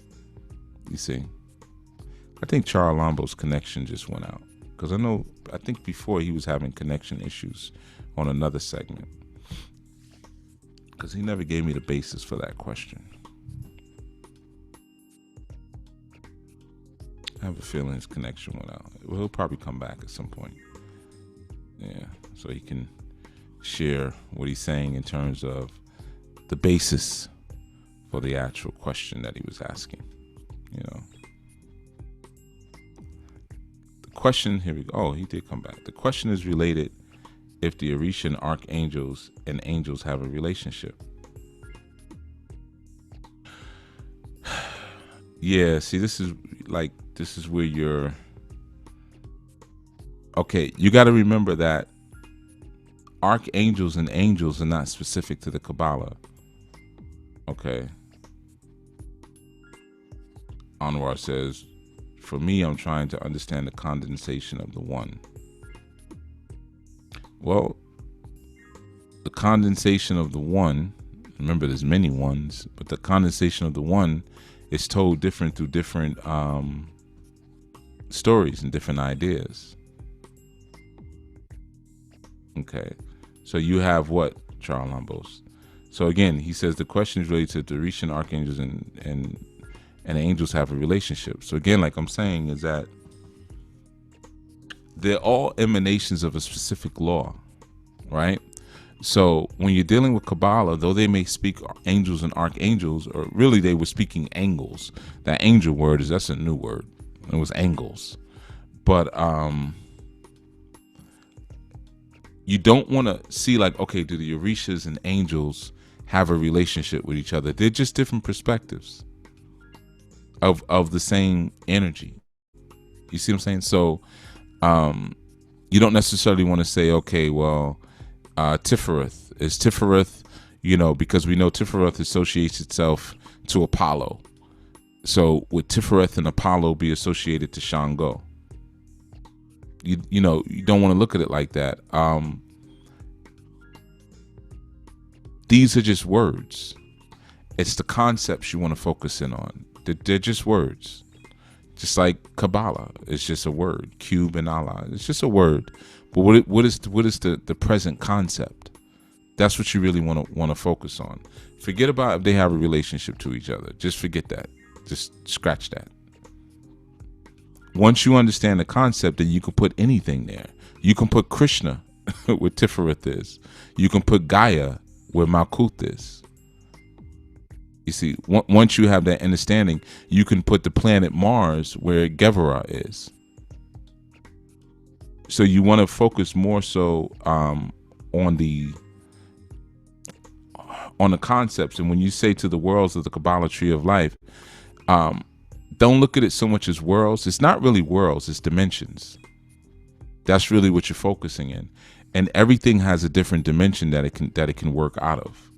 So don't get so caught up in worlds so much. Even though you may hear that written somewhere, or, they're not worlds, they're dimensions.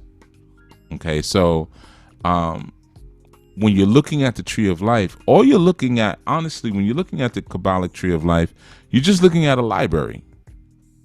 That's all it is. What they established was a way to compile a large amount of information by using geometry and symbology. That's it. That's what the tree of life is. They learned how to use letters, for instance, and say, okay, well, we can take this letter here, and this letter, we can hide certain wisdom. For instance, if you look at the number 9 and you look at Yesod represents the hidden benevolence, we could say, the hidden benevolence of the Almighty. It's that beauty that comes that's hidden, or that power that comes that's hidden. Well, if we look at sperm, right? Again, if we say the impregnation of the earth, it's the things that we do, the causes that we do that we cannot see. So it's supposed to represent, because it's a culmination of all the information, it's supposed to represent the good causes that we put into the earth. You see, that we plant into the corruptive earth. So one of the reasons we know that is because, again, we look at the number 9. Now, what's the 9th letter in the Hebrew alphabet? Tet, right? And Tet means that. It's that hidden aspect, the hidden aspect of what is good. So now, basically, when we're looking at it, we realize that, okay, each letter, each path, each angle, each Sephiroth essentially is a compendium of information. Instead of having these volumes and volumes and volumes of books, they figured out a way to create these figures and these ideas and these symbols to hold all the information. That's all. So you don't necessarily want to look at it you don't want to look at it so static. in that sense. Oh, power is out again. Let's see what happens next. Good thing I got my candles going. Yeah, so like I said, you don't really want to look at it in terms of the words so much, but you more so want to look at it in terms of the concepts, you know, to the worlds of the Cabala tree of life. Yeah. Anwar says, I look at the Cabala as a map that leads to source. It leads to the source, but it leads away from the source. Look at it like I just said. It's a library. That's all. It's a library that documents your journey through the world. That's all. And ultimately, what you're going to find is that any scripture, any holy book, any compendium of spiritual information is just that.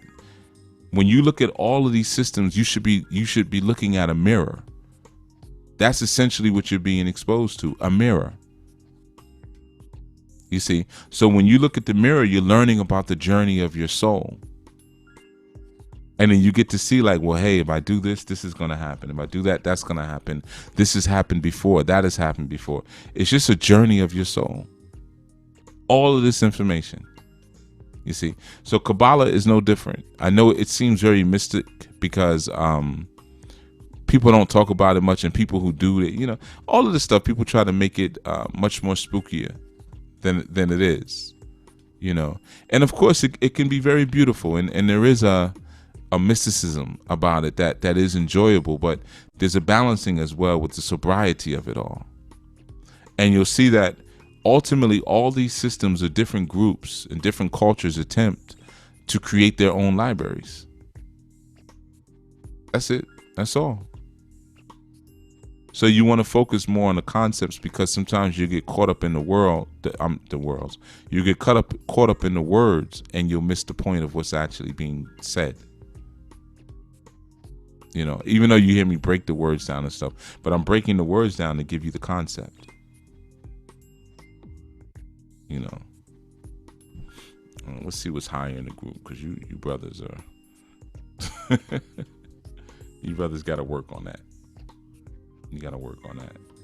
But you know, I'm giving you all of these different references to Dante's Inferno, to the I King, to the Orisha piece. I'm not giving it all to you just so you can see the interconnectedness. I mean, that's a part of it, but it's more so you can understand it.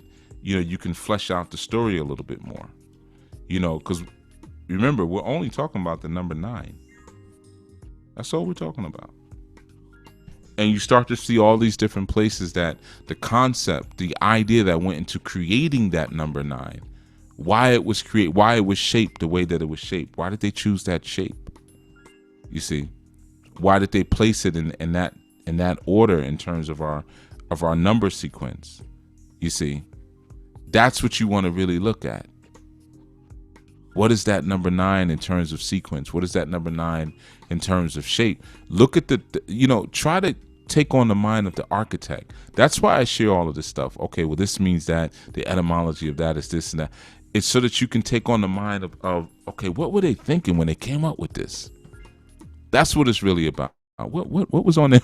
What was on their mind when they created this letter, or they created this number and connected it to this idea, to that idea? What were they thinking?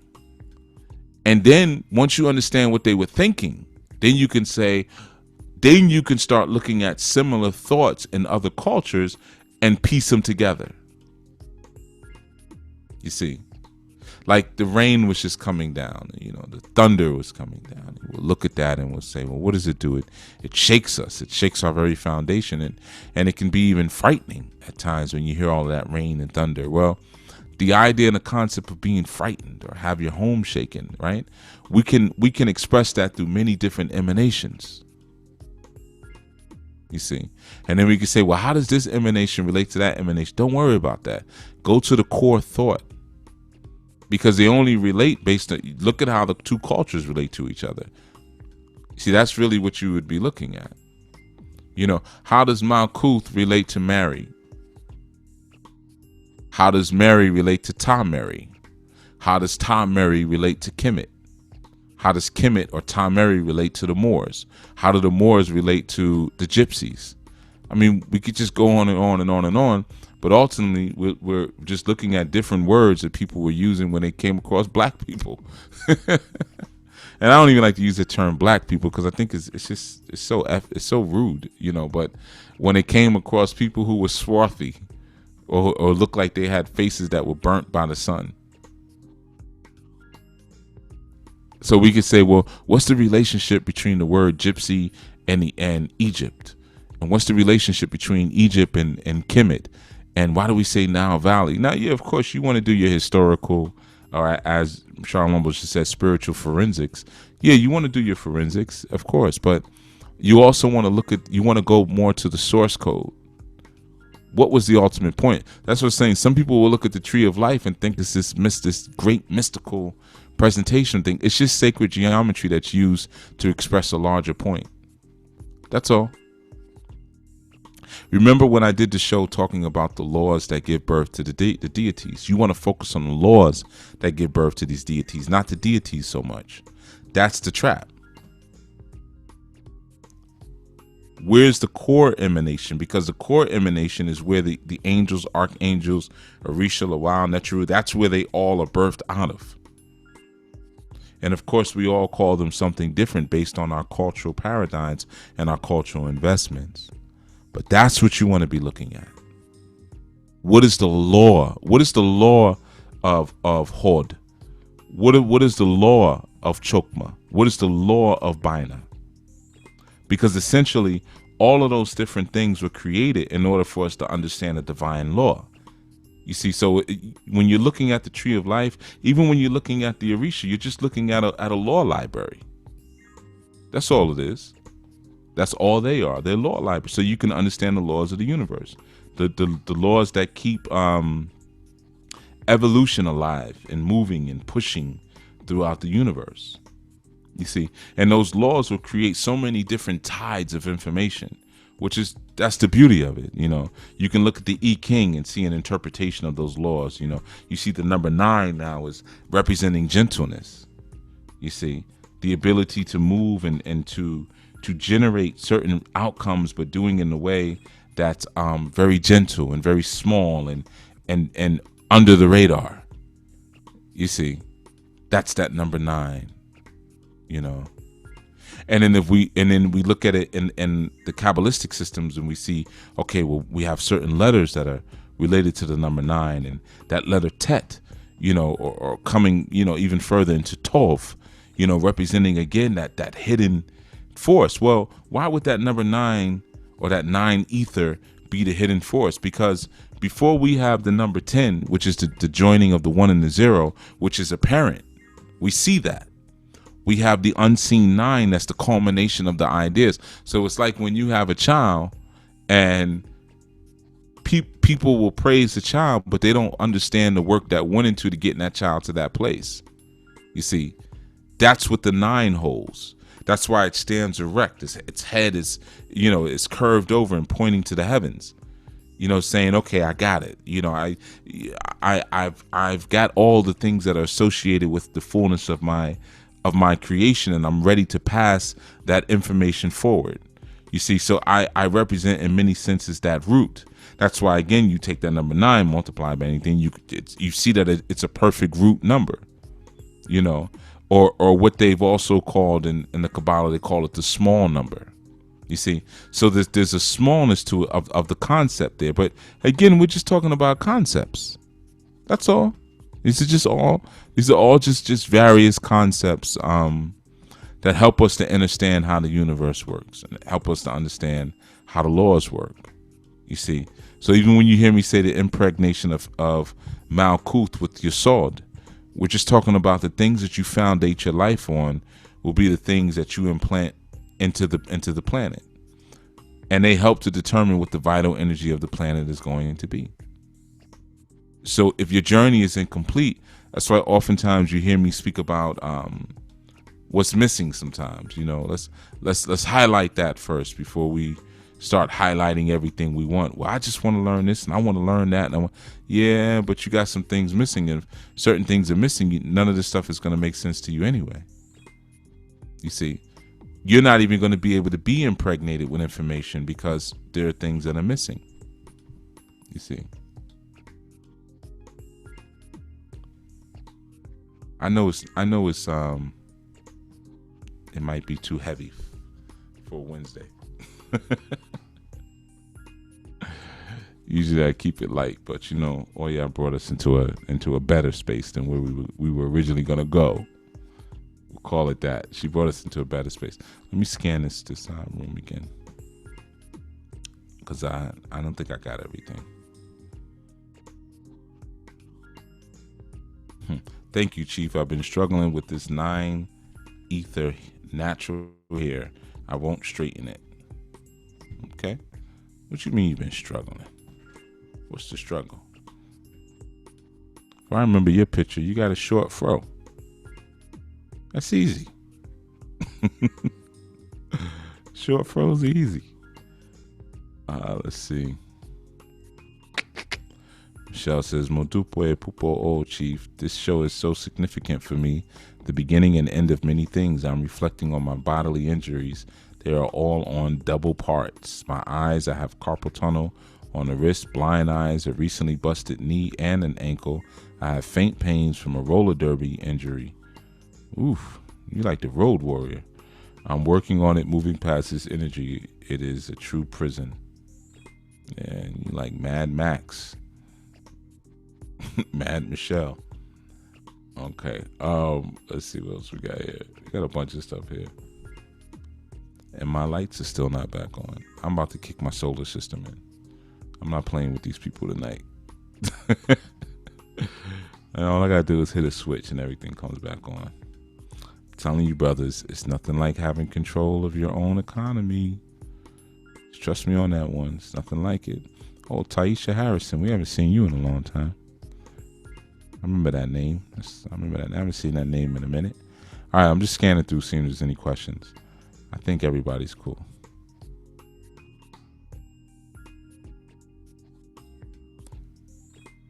My granny would make me get off the phone. We would be sitting in the dark. Yeah, they always afraid you're going to get electrocuted through the phone. Remember that back in the days? Because we did have copper lines back in the days, but I don't think you get electrocuted through the phone. But I said, hang that phone up. Lightning's outside. Lightning going to kill you. All right, cool, man. I know a lot of times when we hit some of these heavier subjects, especially late at night, it's hard to digest them all. It's hard to digest what's being said. So sometimes people are still processing, so process away. But that is the closing of our power series. Oh, they finally got it back on. Okay, there we go. I like it better with everything out. Yeah, I like to put everything was out. No, let me not say that. But yeah, so we're going into that summer solstice coming up soon, and I trust and will that as far as this month on power that you have gotten a lot out of it. All these Monday through Friday shows are just really ancillary. Like I said, they're just addendums. The Sunday show is really what meat is, and the Monday through Fridays are just to help you digest, the digestive enzymes. So understanding something about that number 9 and what it represents, the culmination of your journey, and how that relates to power. Because you become empowered with the truth of heaven. The universe is falling down from iron. It's going down through the different leaves and through the different paths, of that tree, and it's all ending up depositing and gestating and that 9 months. Breaking up. All right. Break it up. Okay. So hopefully it's better now. So it's very similar to the idea of everything, like I said, the paths and Sephiroth and everything trickling themselves down and coming down into that space of the 9, and then we know we're often told that there's a 9-month gestation process for a child, so You start to understand that there's a making of a spirit child before that spirit child is put into the earth. There's a product of making this, not a product, there's a process of making that spirit child before the earth is impregnated with that truth or with that knowing. So you don't really, thank you, Sister Akia. So you don't really want to skip out on that. We do that, skip around, man. You do not want to do that. It's critical, you know, making of a spirit child, human child. So if you think about yourself and look at your own spirit self and your own spirit child, have you empowered it with all the proper steps? So that way you're impregnating the earth with good causes, or is your spirit child damaged and you're not giving it all the food that it needs to be healed because you're making excuses? Now I know some of you are, because I talk to you. I say, hey, you know, you need to you come and get a reading. I tell you in the reading, you need to do this, you need to do that. You know, oh, I don't want to do that, Chief. Isn't there another way around? Okay, this is a spiritual reading. I'm telling you what your spirit needs, but you want to ignore that. All right, well, skip leaves if you want, but just understand now you have no foundation.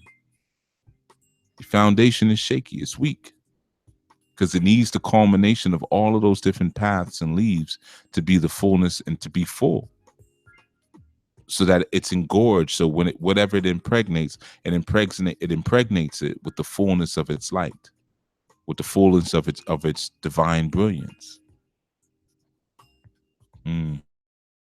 Logan Scott says that makes sense to focus on the concepts. It's like lines of attack in hand-to-hand combat. If you know the lines, it doesn't matter what's thrown at you, you can respond effectively. That's why I wanted to know the basis for the question. I don't want you all to get stuck anywhere. And I'm not saying the brother was getting stuck, but I just got to make sure he's not. You know, you don't want to get stuck in one place like that. If I'm talking about Cabala, go to Cabala world. I'm talking about Orisha, go to Orisha world. Because ultimately, you're just studying different offshoots of the same law. So you have to have your focus on two things at once. It's very similar to when you're doing chakra work. 9 times out of 10, you got to keep your focus on your heart chakra, no matter what chakra you're working with, because the heart chakra is that indifferent energy, very similar to the Ori, where it empowers other chakras. So even if you're working with the throat chakra, you're going to have your attention on the heart and the throat at the same time, and you're going to be pushing energy from the heart into the throat. You see, so it's the same thing. Breaking up super bad. Really? I just fixed that. If you're delay, Dietrich, you might be on a delay. But like I said, you're going to use your chakras to push into different areas. You're going to use your heart chakra to push into different areas, you know, when you're doing certain kinds of work. So it's the same thing when you're doing this. I may be teaching you about Cabala, but keep your focus on the law while at the same time I'm speaking about Cabala. You see, or if I'm speaking about Orisha, keep your eye on the law, or keep your attention on the law that gives birth to that. That's why you'll always hear me say the formulas. If I say Shango, I say the energy of circumspection. Oya, the energy of the supplanting of power. Orunmila, you know, omniscience. I'm giving you the law while I'm also telling you the mythology. So you have to kind of be polymentally inclined, in a sense, where you can kind of juggle different concepts in your head concurrently. You know, same way if you're working with the chakras. You know, I'm working with my solar chakra, but I'm always keeping my attention to that heart chakra to push energy into the solar chakra, even though the focus is the solar chakra. All right. So we're out of here. I'll be back tomorrow at 1 p.m. And of course, you know, we're dealing with a new topic this Sunday, the solstice, but prior to that topic. So, you know, we have some space to really have fun up until Sunday. You know, we got a couple of free days, you know, our Thursday and our Friday show before we hit it on Sunday. So, you know, You know, all the names they ain't seen in a while. Tasha B. You know, everybody coming out the woodwork. That's what Oya does. Oya, bring them out, boy. Dietrich, you another one with no avatar picture. You and your man Tareem. What is that? That's a club thing? We don't do avatar pictures. We too tough for that. Man, put your avatar picture up, man. Stop playing. You know, don't be like what's the name here? Who's the one? Is it Sicily? No, Maroon Beauty 21. Hers is to the side, so you got to hold your head to the side just to see it. So, but but yeah, man. So you know, that's our power piece. So 9 is you standing up tall and always coming back to your truth, and your truth is a culmination of all your paths and all your stop offs. Your Sephiroth are just the stop offs that your soul taking your different mentality. That's all the Sephiroth are. So when you get to that 9, it's the culmination of that, man. That's it. So that's why it will always come back to that ether. From ether you came, from ether you return, not dust. I mean, you so far down a ladder, but trying to tell you, from dust we came, from dust we shall return. You say that for nah, I mean you way down on the ladder. You think I came from the earth and I'm going back to the earth? That's a trick. You trying to bamboozle me because you can't see ether. No, from the ether we come, from the ether, go back to the ether we return. You see, so it's that regenerative aspect of the 9, you know, that circling back that 9 represents, you know. And I know I did say I'm gonna do a show on the numbers one day. I will, if it's not a show, to be a class, you know, because I thought about doing it. I said, man, I don't want to just rush through that. I have a lot of information on numbers and the origins of numbers, and you know, most people think that they're Hindi Arabic, but they're not. I mean, numbers existed before Hindi Arabic culture, before they even appeared on the planet, you know. But yeah, one day I'm gonna share that. I just don't want to rush through it. All right, so that's enough for me. I'm gonna enjoy some time in my shrine right now and commune with my lovers in my shrine, and my friends in my shrine, and my Babanlas in my shrine, and my Iyanlas in my shrine, and my whole Ekbe and my whole spiritual ecosystem. I'm gonna just, you know, give them some QT. All right.